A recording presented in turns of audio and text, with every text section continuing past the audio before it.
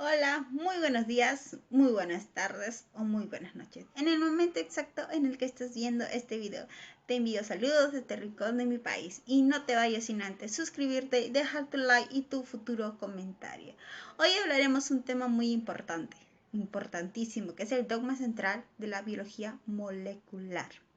Bueno, ¿qué es el dogma central? Una de las funciones de los ácidos nucleicos va a consistir en el almacenamiento, la transmisión y expresión de la información genética. Estos tres procesos que te acabo de mencionar se resumen en un principio que se va a conocer como el dogma central. Bueno, de la biología que propuesta por Francisco Crick en 1957. Este principio va a conllevar a cabo muchos establecimientos que en los seres vivos y también la información genética que siempre influye sobre el DNA y ARN y el RNA. Bueno, y las proteínas. Bueno, este flujo de información que tenemos se va a poder dividir en el siguiente modelo que te voy a hacer. Imagínate que tienes ADN y ARN va a llevar al ADN a una replicación para que se pueda transmitir en ARN. Y entonces vamos a tener la traducción que va a ser la proteína.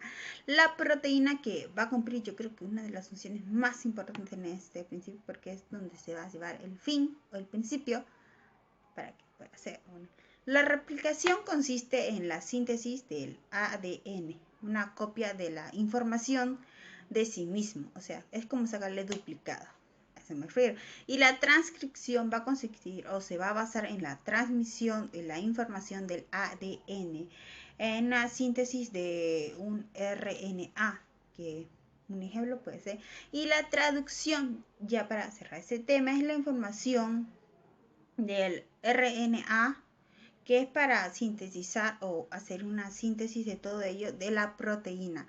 Entonces, si nos damos cuenta, varios de ellos va a cumplir diferentes funciones y va a variar según su estructura o su función. Bueno, posteriormente vamos a añadir al esquema un proceso de transcripción inversamente, en la cual la información genética, bueno, se va a encontrar como RNA. O sea, va a haber ahí un retrovirus que se va a utilizar para una síntesis de ADN antes que se pueda expresar de las células infectadas.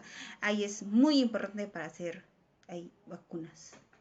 Así que hay que hacer ese tema es muy amplio y es muy específico, que se puede explicar de muchas maneras.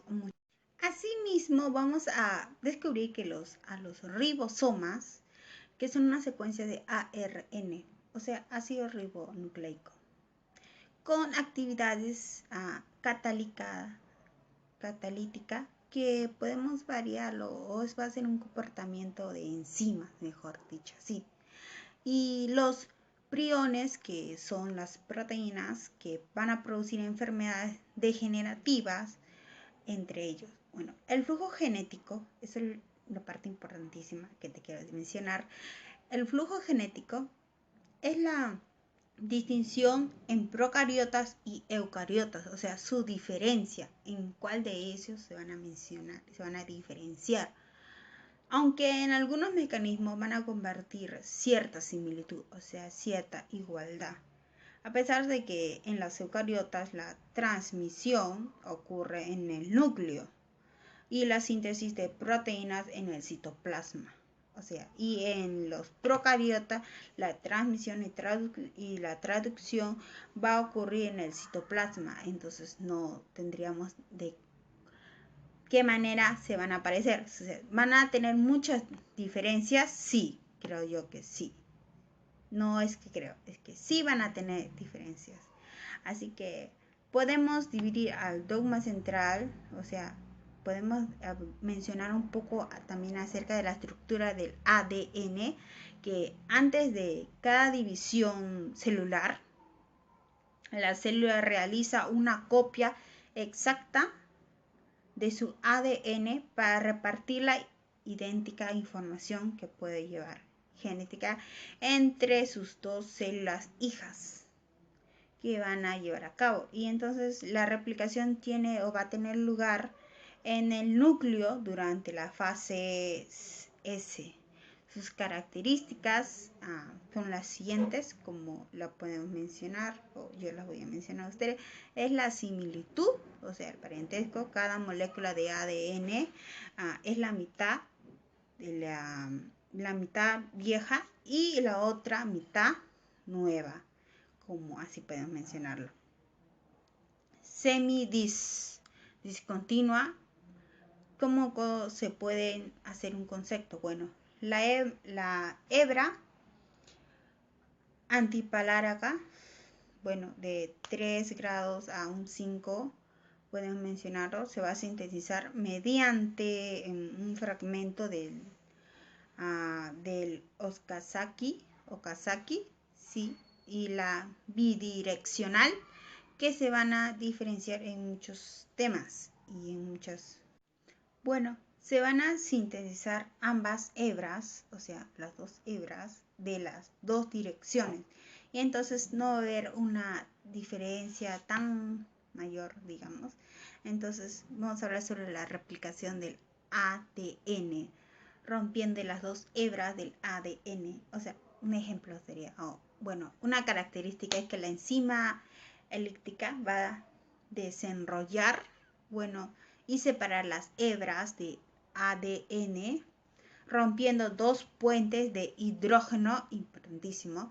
Y otro punto es que la enzima totoisomerasa va a ayudar a la tensión y del desarrollamiento y va a liberar la tensión de la cadena. O sea, es como tenemos aquí dibujadito la hebra. Vamos a imaginarlo que tenemos allí, va a entrar una enzima helicasa.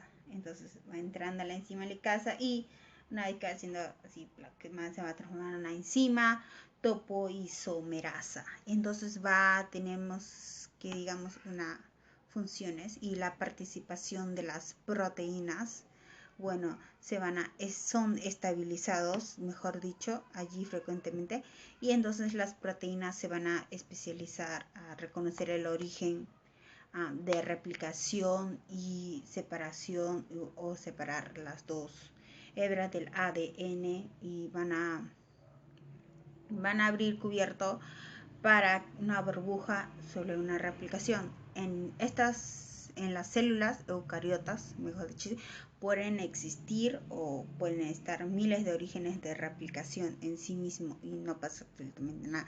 Las proteínas de unión, las que se van a unir, bueno, en una cadena simple SSB, bueno, se unen a las hebras abiertas para estabilizarlas. Asimismo, van a mantener separadas las dos hebras. Y entonces es como también lo mismo que la enzima helicasa va a romper enlaces de puente de hidrógeno, va a ingresar a través de la proteína estabilizadora. Y entonces cada uno de ellos va a cumplir, digamos, mejor dicho, como una función así. Y vamos a hablar también sobre la formación de la cadena rezagada y la cadena continua. Entonces va a ser una síntesis de una cadena continua del ADN polimerasa que va a ser la encargada de sintetizar nucleóticos y formar la cadena. Y entonces hay muchos puntos ahí que tenemos que mencionar. Bueno, otro punto que les quiero mencionar es sobre el ADN polimerasa, que va a ser la encargada de sintetizar los nucleóticos formar la cadena de sí mismo.